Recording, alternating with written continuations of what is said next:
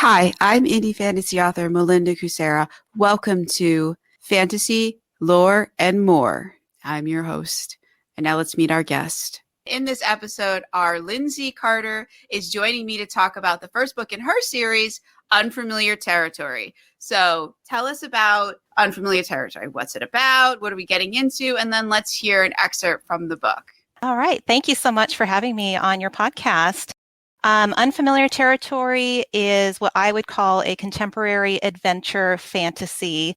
It's not meant to be, super heavy or anything like that. It's just adventurous and fun. There's magic, there's some shifters, found family, that kind of thing. I'll read the blurb for you. Cressida Curtain has a business to run. She spends her time catching bad guys and turning them in for bounties. After all, she's a natural-born hunter. She also isn't exactly human. That's her secret to keep, because her very existence is the only thing holding a great evil at bay. It's a legacy that's been passed down through the generations, and Cressida is the latest in line. But she's not going to let a little thing like the fate of the world get in her way. Life as a bounty hunter is never dull, and hers is about to get a lot more interesting. So that was the blurb on the back of the book. I can go ahead and read the first chapter. This will give you a little bit more about it. Chapter 1. Midnight, the witching hour, a time when most people are tucked into their beds, or at the very least safely ensconced behind locked doors. I'm not most people, not by a long shot. Instead of secure walls and windows enclosing me, I was surrounded by tall trees and overgrown brush, driving my wooden wagon on a nearly forgotten road at the base of the hooded mountain.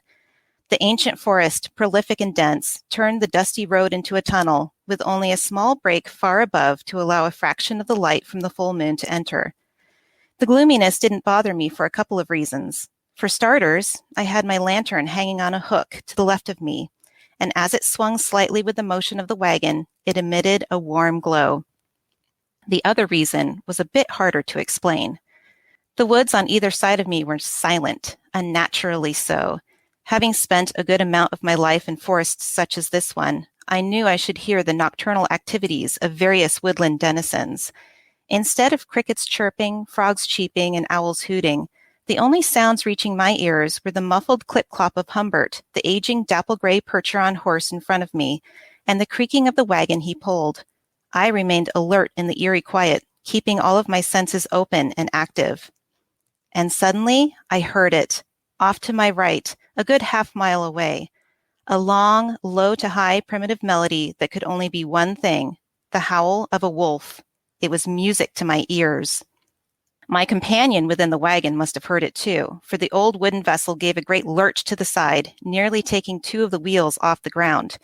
The lantern swayed dangerously by my head, forcing me to lunge to the side. I pulled on the reins quickly. "Whoa, Humbert," I called. The large horse complied immediately, the rhythmic staccato of his hooves ending abruptly.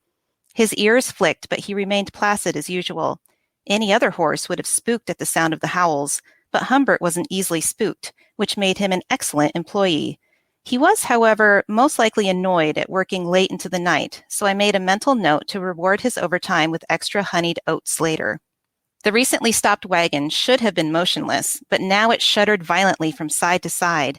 I set the reins down and steadied the lantern by my head as best I could while trying to keep myself balanced upon my seat.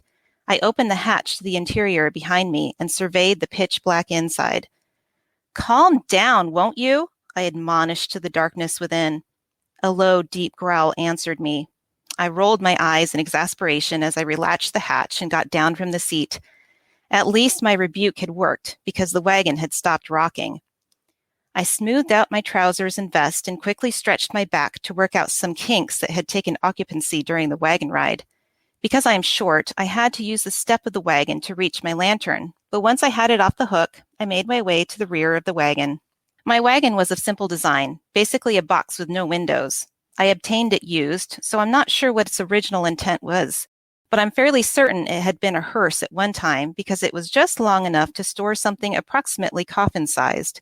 I never painted anything on the side because I preferred not to advertise my services. I liked having the element of mystery on my side. The back was comprised of double doors, again with no windows. They were latched, but the lock was not engaged at the moment.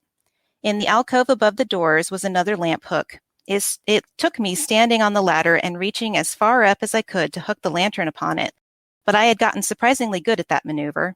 With my hands once again free, I placed one on the latch. Intense energy on the other side radiated, just waiting to burst out. "Please don't go charging off," I called out. "Give me a moment to gather my things, at least." A faint woof sounded through the doors. I mulled over how to interpret the sound. Resignation, with a heavy dose of frustration? I nodded to myself, convinced of my understanding and satisfied by said sound, and slid the latch over. I flung the doors wide and leapt out of the way as a very large, dark mass bounded out of the wagon and started sniffing the air.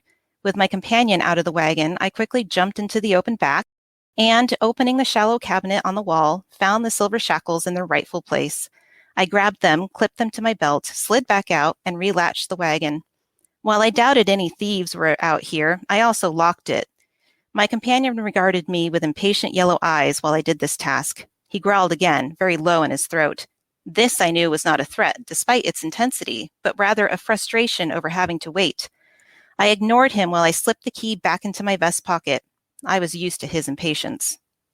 The eerie howl once again reverberated through the forest, electrifying the both of us. Meeting his eyes, I gave a nod of my head, and my companion instantly tore off into the woods.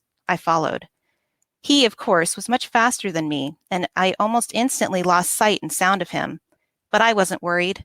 We had long since worked out a system in which he would purposely dig his claws into the ground as he ran, leaving a noticeable trail of churned detritus for me to follow in his wake. Tonight was no different. Although I had left the lantern back at the wagon, and the light of the full moon wasn't strong enough to penetrate to the forest floor, I had little problem seeing the trail of freshly disturbed dirt and leaves. After all, my night vision is better than any human's I know. In situations such as this, time is always of the essence. I ran along the trail at a steady pace, keeping my senses alert to avoid low-hanging branches and fallen leaves in my path. While my soft and comfortable leather boots pounded a quiet rhythm on the forest floor, the silver shackles jangled and bounced against my trousers as an accompaniment. The faint trail led upward through the forest at a mild incline, which made me thankful I was in good shape. Perhaps 7 minutes into the forest, my ears picked up the first sounds of an altercation. I quickened my pace, adrenaline sharpening my reflexes that much more. I burst through some shrubs and into a small clearing at the top of the hill, the sudden light of the full moon momentarily dazzling me. I paused to adjust to the light, panting mildly. As soon as my vision cleared, I saw I had reached my target. 2 large canine bodies took up the middle of the clearing, rolling together in fierce battle. I couldn't distinguish who was who as they tumbled about, snarling, biting, and clawing their way to hopeful victory. As I watched, the massive limbs separated enough for me to make out the opposing forces. One, a massive black shaggy ball of canine anger, and the other, a slightly larger gray wolf-like creature whose limbs rippled with muscles. They were my cohort and our quarry, the werewolf. I'd seen a few such skirmishes over the past year, but like every other time, I couldn't help but admire the form of the 2 components involved, especially the werewolf. While werewolves were terrifying monsters, the savage elegance of such beasts was something I could appreciate from afar. This particular individual was no different. About the size of a small horse, the lycanthrope moved with a deadly predatory grace. Its lupine snout snarled at my companion, showing off pointed pearly teeth in the moonlight. The limbs of the beast were a mix between canine and human, slightly longer in the back and the front ending in what could pass as hands. To the casual observer, it would appear to be a fair fight. I knew better than that, though. While the lycanthrope had size and ferocious strength to its advantage, the other had cunning and stamina. Already, I could discern the supernatural creature was tiring. Finally, with one last slobbery and exhausted howl, the werewolf backed away from the fight, a clear sign of surrender. My companion, however, refused to acquiesce. When the werewolf turned its back to flee, the black canine leapt onto said back and clamped his large jaws around the neck of the wolf creature. With a mighty groan, the lycanthrope collapsed under the weight of its unrelenting tormentor. With its neck still held in the vise of the black beast above it, it gave a whimper. Shuddering once, the wolf-like body began to change. It shrank into itself as hair became sparse, and muzzle, tail, and clawed appendages morphed into something much more innocuous. After 15 seconds, the mighty and terrifying werewolf was gone. In its stead lay a relatively hairy, yet balding, middle-aged man, naked and shivering with fear as his face was pressed into the soil by the weight of the beast that still held his neck in its jaws. I had stayed at the edge of the clearing the entire time the fight had ensued, my presence unneeded. But now it was my turn to act. I approached the scene boldly, opening the silver shackles as I went. My companion met my eyes as I advanced, and he silently shifted his body to one side to expose both arms of the man, keeping his grip on his neck all the while. Swiftly, I grabbed the man's left arm and clasped the cuff over his wrist before reaching across to do the same to his other arm, shackling them together behind his back. Only when I gave the nod did my companion release the neck, but he stayed hovering over the shaking form. The man stayed frozen for a heartbeat more before slowly raising himself to his knees, still facing away from me. I unclasped the neck shackle and slowly fit it to the back of his slobbery neck. As I latched it with a concluding click, I spoke a memorized speech in my best authoritative voice.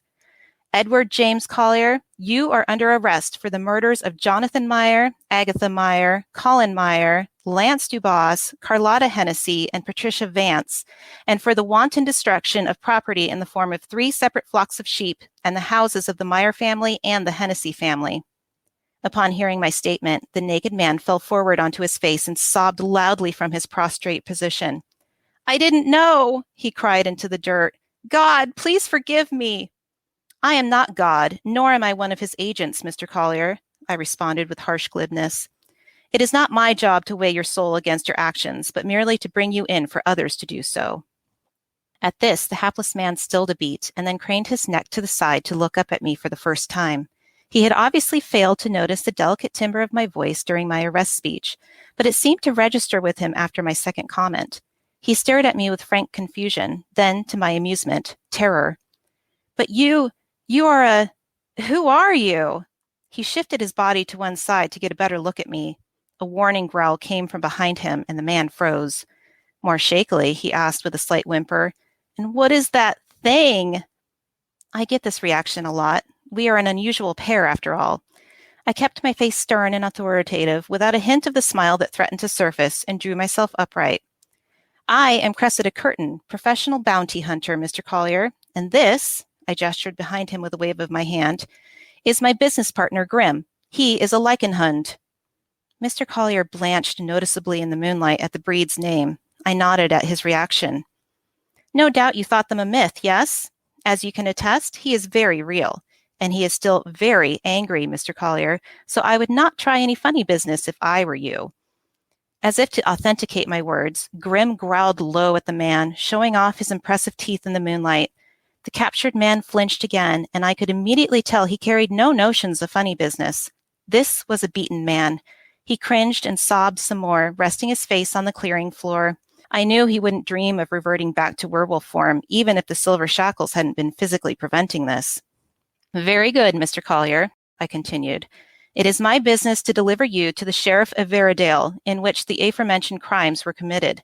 Once I deliver you, our business is concluded. Now then, we have a bit of a walk ahead of us. Are your legs still sound? Yes? Good. I understand that your tussle with Grimm has left you winded, but I suspect you won't delay us too much. He shook his head earnestly.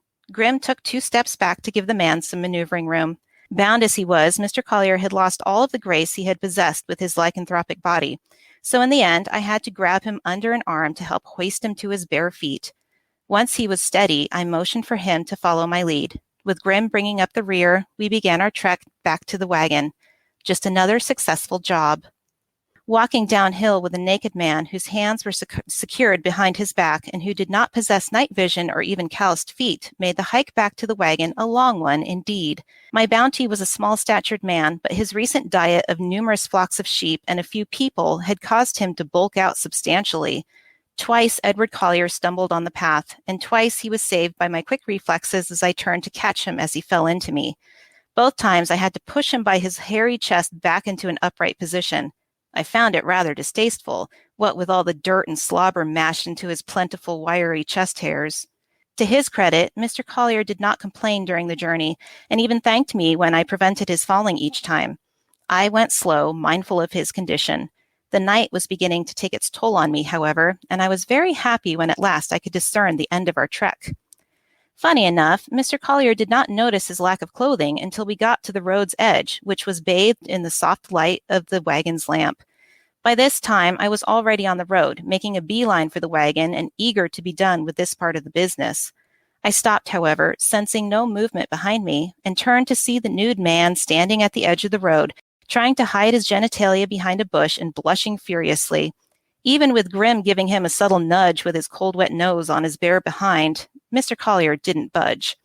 Apparently, the presence of the light had reminded Mr. Collier of his nudity and the fact that he was in the company of a lady, even if she was a bounty hunter. I rolled my eyes and sighed with exasperation. Mr. Collier, I am flattered by your modesty, but I can assure you that in this line of work I have seen such fare as yours, and it does not offend, nor does it tantalize me in any way. Now, there is a blanket waiting for you in the wagon, so if you please. But he did not please. Even with the threat of the lichen dog at his backside, he refused to move. I'm a lifelong bachelor, miss, he stated with more gumption than I had given him credit for, and I won't add indecent exposure in front of a member of the fair sex, especially one so young and pretty as yourself, to my list of sins. In the end, I retrieved the blanket from the wagon and walked it over to the man, making sure not to offend his sense of propriety by keeping my eyes on his face. I made sure to give him my best glare as I wrapped the blanket carefully around his midsection, taking care to make as little contact with his skin as possible. Now that he was properly covered, Mr. Collier offered no more resistance and meekly followed me to the wagon and clumsily climbed into the back. I took the lamp off its pole and placed it on a hook inside the wagon, illuminating the interior. The unfortunate man was already hunched himself into a corner where a plush mat was placed. I must inform you that Grim will be riding in back with you, I told him with a touch of gentleness. As long as you behave yourself, I guarantee no harm will befall you while you are in our care. He said nothing but nodded without looking at me. A barely discernible whimper escaped his lips. The paunchy man had started to shiver now that his lycanthropy had been temporarily nullified by the silver shackles, and his blood had cooled to a human temperature. Mr. Collier, naked and trembling, with filth covering his body and his head hanging low, looked quite pathetic. I fought a pang of sympathy for him before recalling the many people he had killed and eaten in various murderous rampages during the 3 nights when the moon was fullest. I turned and met Grim's eyes. Soundlessly, the black dog jumped into the back of the wagon. I studied my partner for a second, checking for noticeable injuries from the fight. Nothing stood out as obviously wrong, and I breathed a sigh of relief. Satisfied with my quick inspection, I latched and locked the double doors and then hoisted myself into the driver's seat. Humbert, who had been snoozing patiently during our absence, shook his head once and started to move the instant my hands got a hold of the reins. He knew where to go. The reins were nothing more than a symbolic gesture.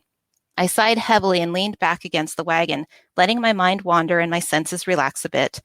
The pockmarked road led us on a slow decline, the density of the trees starting to thin as we descended altitude. It was very early morning. Sunrise would occur in a handful of hours. It had been a productive night, but we weren't finished yet. I could only hope that the Sheriff of Veridale would handle things efficiently so that I could collect our reward, drive to a secluded spot, revert to my true form, and purr myself into a deep and deserving sleep. Oh yes, I forgot to mention, I'm a cat. So Wow. That was the first chapter. So let's talk about Grim. So how does the lichen dog, how does that work? How does one become one? So in this world, there is magic. It's just a normal part of life, and some people have magic and some don't, and that also applies to certain animals. So lichen huns were bred to basically take down werewolves, hunt and take down werewolves. And so they're a very special breed of dog. They're incredibly rare. And they do have a small amount of magic in their blood that basically acts to nullify the lycanthropy within the werewolf. So they fight the werewolf and basically wear them down to the point where the werewolf has to change back into a human. And that's how lichen Huns work. Wow. So they're stronger than regular hounds, I'm guessing. Yeah, probably. They're bigger for sure. So the way I picture Grimm is kind of like border collie features, but all black, very shaggy, and much bigger, like bigger than, a German Shepherd, just a very large dog, but not super bulky. Um, yeah, not like a Mastiff or anything like that. Just a very large dog. Well, he's got to be large enough to take down a werewolf. Exactly. That's so cool. I've not come across that before. That's so cool. That's because I made them up. I mean, that's my next guess. But you're a fantasy author. That's what we do. We make stuff up. That's right. All right. So I was trying to pin down the genre in here. So it sounds kind of like epic fantasy because they are in a magical world. There doesn't seem to be any technology. But you also mentioned that there is an apocalypse she's trying to prevent. So, like, where would you place this, like, subgenre-wise? It is contemporary, and I know that sounds weird. When my editor first got her hands on the book, she actually messaged me and she's like, does this take place in the Victorian era? Should I be, looking for inconsistencies? And I'm like, no, it takes place in an alternate dimension to our world where, because there's magic to do a lot of things for people, technology is just not as advanced. So Cressida drives a wooden wagon. But there is free energy in this world. So there is electricity. She talks about her lamp by her wagon and everything. So basically, they just have these technological things that work with electricity, but it's limited. There are car-like vehicles. I call them MCs for mechanized carriage, and they run off of electricity purely. So there's no gas in the world or anything like that. But yeah, it's. Where do they get the electricity from though? Because it's got to come from somewhere. Someone's got to make it, or. Yeah, I do mention Tesla very briefly. It's a throwaway about him coming into the world and gifting them with free energy, and that's where it came from about 100 years ago. So, yeah, that's how. This free energy, like, because that doesn't exist. I mean, the only free energy we have is really the sun. Exactly. There's talk about Nikola Tesla discovering how to create free energy, and he wanted to gift it to the world, and nobody wanted that. So this is me taking that, and he's gifting it to a different world. It's all imaginary, of course, but that's where I got that idea from. No, that's a cool idea, free energy. All right, so Cressida is a bounty hunter. Mm-hmm. So is there like an organization that she bounty hunts for? Or is she sort of freelance? Like, so where is she taking this dude? Is there like some sort of magistrate or? Yeah, so basically she is freelance. However, there is a bounty hunters guild that she has to be a part of in order to be a bounty hunter. And then the way it works is that, various towns can post bounties. She lives near a town that has a courthouse, so it's kind of like the hub for anything criminal in her county, basically.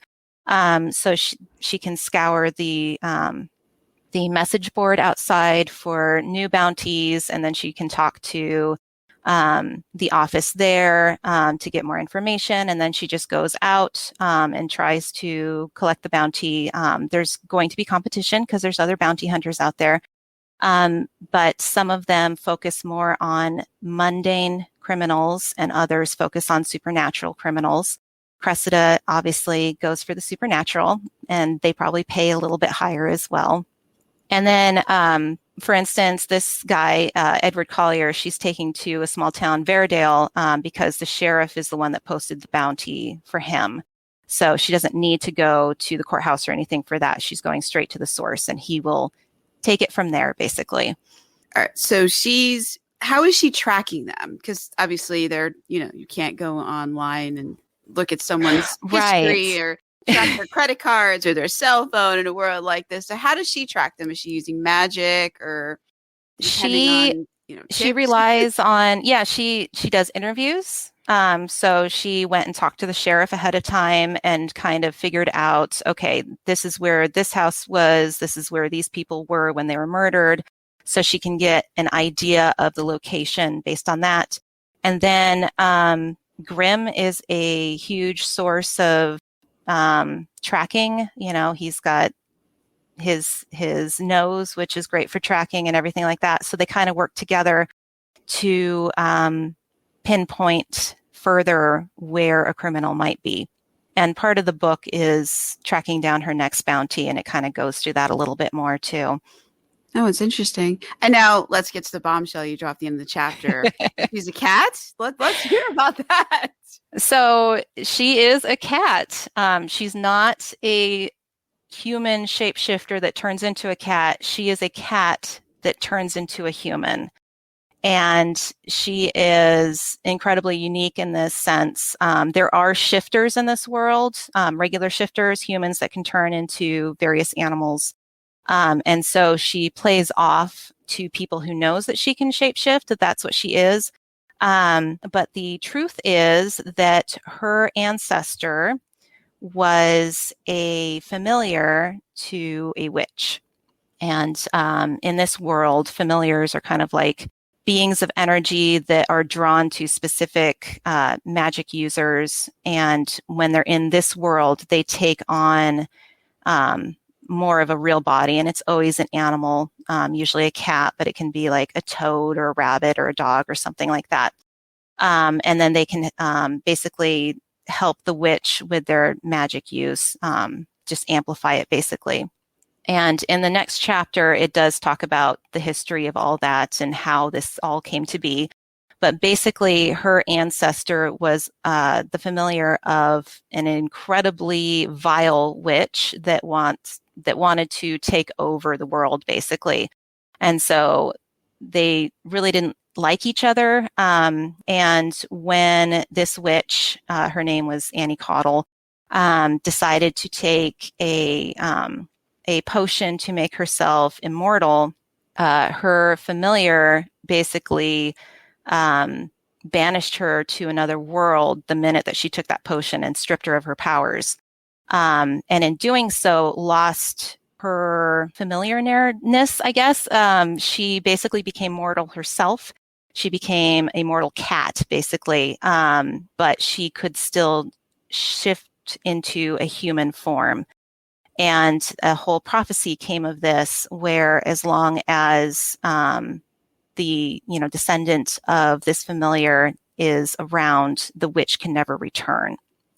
So that's where we're going with the apocalypse prevention. So she's basically preventing this immortal witch from returning to her world. And that was 500 years ago. The witch hasn't been seen since. Nothing bad has happened since. So every generation, there's just one cat. They fall in love with a human man and get pregnant. And then once they revert back to being a cat, they aren't able to become a human again until they have their kitten. So they're always born cats. And they only have one female kitten, and that's it. And then it just passes down. So the legacy gets passed down to the next generation each time. And it's Cressida's turn now. And as you can imagine, the last 500 years have been very peaceful. And if that were the case, then this book would be awfully boring. So you can imagine that, something's going to happen while it's her turn. That's all I'll say. Oh, all right. So we've got to read to find out what that something is. But I want to hear more about, so her base form is a cat. So she thinks of herself as a cat, not a human. Correct. Is there a limitation on how long that she can be in human form? Does that take a toll on her? Absolutely, it does. The longer she's in human form, the more uncomfortable it gets. So, and she talks about this, she can go for 8 hours as a human before she's like, oh, this is just the worst. It feels like there's ants under her clothing and, it's just awful. So she does have to revert to her feline form to basically gain comfort. And, if she's really uncomfortable as a human and she's only a cat for like 5 minutes, that's not really going to cut it. Like she needs that time to, get back into her comfort zone before she can comfortably be a human again. Wow. This is so interesting. So this is just interesting that she's a cat who turns into a human. So I guess the way you had to write her thinking and stuff, like she's not actually human. She's a cat who becomes human for periods of time. But like, if she's not comfortable being a human, like why become a human at all for any length of time? Why become a bounty hunter? Why not just live out her life as a pampered cat? I think there's different. Well, first of all, she does need to find somebody to have a kitten with to pass on the legacy.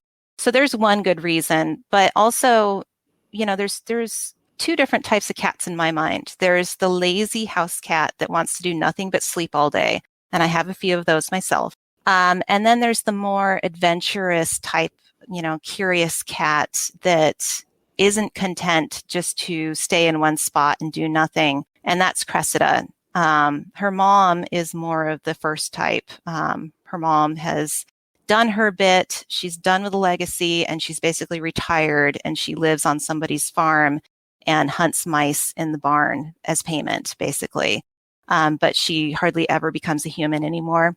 But for Cressida, that just, she wants to go out. She wants to explore. She wants to hunt. She wants to do the things. She wants to make her mark on the world. She does. She does. And, that's one of the themes I would say in this book is she's grappling with this idea of fate and destiny versus free choice.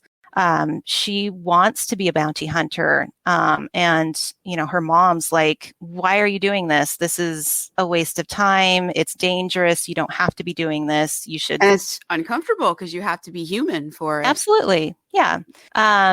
But, she doesn't want to just, be a vessel for this legacy. She wants to do what she wants to do with her life while she can. And does she have cat friends? She does not. She has Grim. Grim is like her best friend. And Grim is just a dog. I mean, a special kind of dog, but not actually, cannot become human, doesn't think human thoughts. He's very intelligent. So, they're both intelligent. She does have a cat brain, but she's able to, she's much more intelligent than your average cat because she does have that human component to her. So they do have, they can have conversations while they're both animals. So you get to know Grim on a deeper level than just a dog in the story. They have full-blown conversations and stuff. Yeah. So she has Grim, and then she also has her only human friend is also her manager, and she is a witch living near the town that has the courthouse, and she's living as what they're called a minor witch or an herbalist, somebody who has limited powers, but mostly their powers involve plant life. So, and that's Fleurette. So she's the other friend. And basically, as Cressida puts it, she has adopted Fleurette as her human. She doesn't live with Fleurette. She has her own She place. does while she's between jobs. I see. Yeah. So when she's flush with money, then she'll have places to go, places to stay. Yeah, she just basically, lives on the couch in between jobs and, hangs out. But Fleurette helps her find various bounty hunting jobs and everything. So she's not home very much. She prefers to be on the road and chasing after hunts. I see. No, this is fascinating. I love the idea of the cat who becomes a human. I really like that. That's very cool. I can't get over that. That's very cool. And that's the only sort of magic that I guess Cressida has, other than legacy, is that she can turn into a human. Like, she's not throwing spells around or anything. Correct. Now, a caveat of that is in later books, and this is the first of a series. In later books, she discovers that while she's in so the way I say it is there's a third form, which is the shimmer, and it's her in-between state. So she's a cat, and then she thinks she wants to become a human, and she becomes becomes this amorphous shimmer basically before she becomes a human, and vice versa. Like the idea, and she shimmers for a split second before she becomes the other form. And while she's in that state, like things can pass through her. She's a energy being basically, but she's not that way for a very long time. It literally is like a split second. But in later in the series, she discovers that if magic passes through her during that time, she can basically steal some of that magic for a very limited amount of time. So, but she has to discover this on her own. That's very cool. This is very cool. I'm sorry.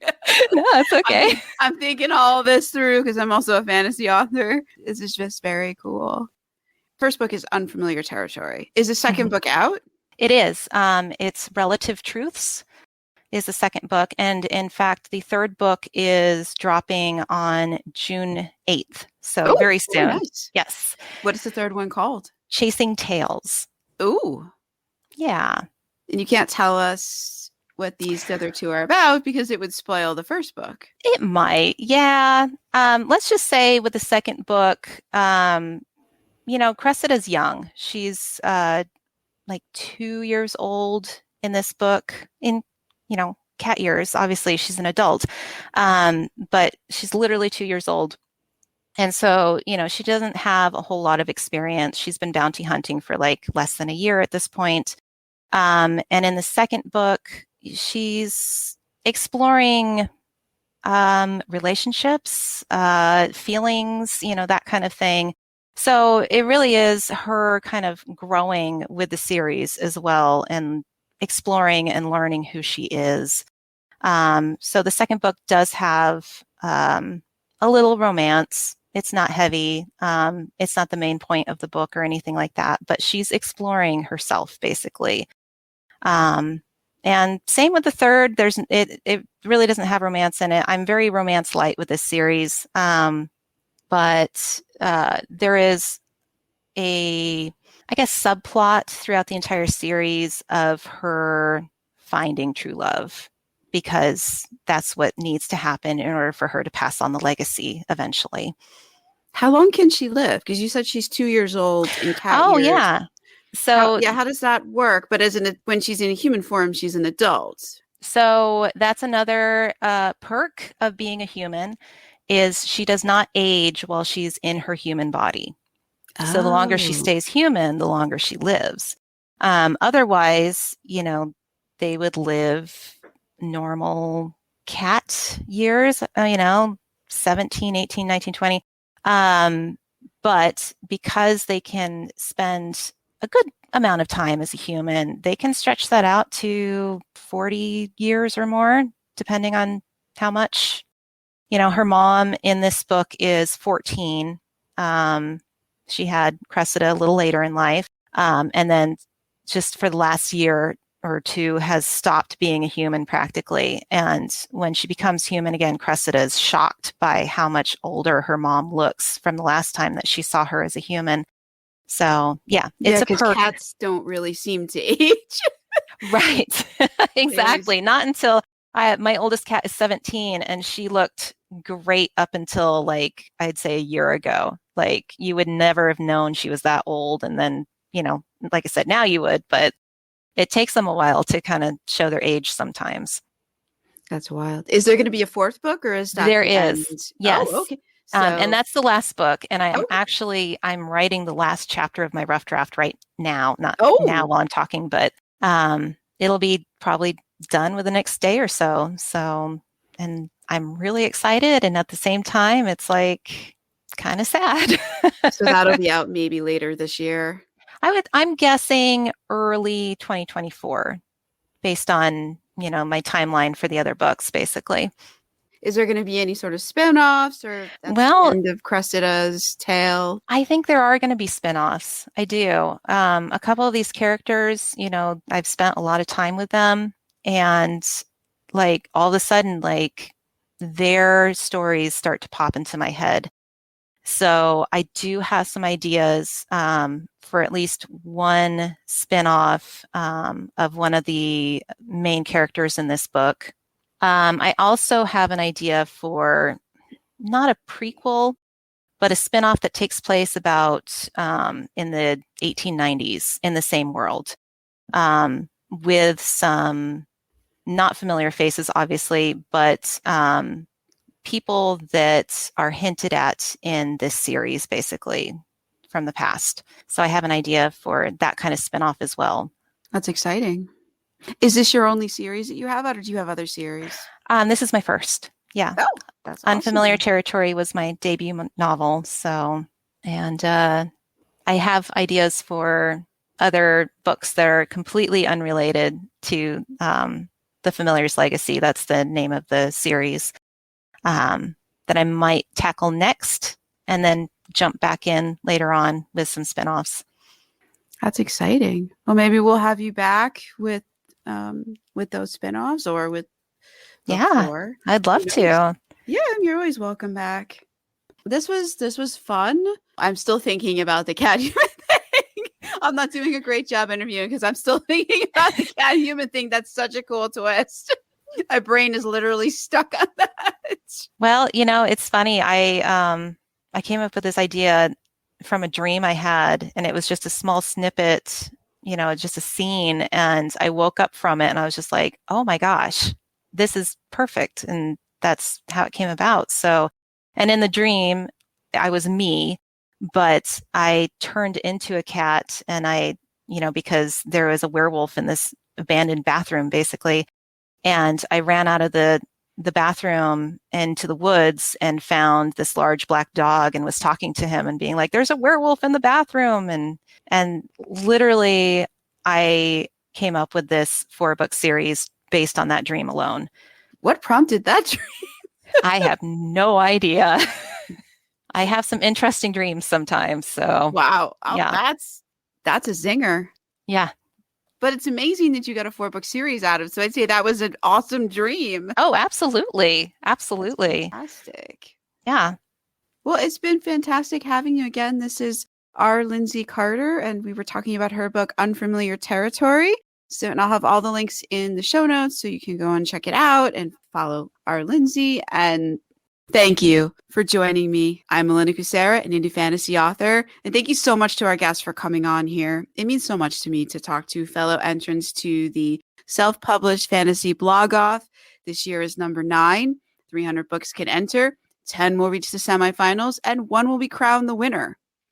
My book, Cursebreaker Enchanted, is, of course, in the running this year, and I'm very excited about that. So I hope you're cheering it along at home. And I also hope that our guest today, that their book also goes on to the semifinals. We won't find out for many months yet, as far as I know. This is my first time participating. So if we find out sooner, I'll let you know. And if you want to be more involved, you can join my community on Patreon, where all podcast episodes are released early, and you can read the 10th and the 11th book in the Cursebreaker series, because I'm writing them both on there, and you'll get copies before anyone else, which gives you bragging rights, of course. And I'll have links to all of our guest books as well as mine in the show notes. Thank you so much. I will see you next time. And yes, if the sound is better this time, it's because I got a new microphone, and number 4 is the winner, I guess. I've tried 3 microphones before this. 2 of them wouldn't connect. One of them didn't sound all that fabulous, but this one sounds pretty good to me. So hopefully it sounds good to you as well. And hopefully I won't have any more sound issues that have plagued me in the past. I would like to return to reading excerpts from Cursebreaker Enchanted as well as other books. So it was really important to me to find a good microphone, and I think we might have finally done it. So I look forward to bringing you more fantasy, lore, and more in the coming weeks. Thank you so much. Have a great day if you're listening to this in the daytime, or a great night if you're listening to this at night. And once again, I'm your indie fantasy author, Melinda Kucsera. Thank you.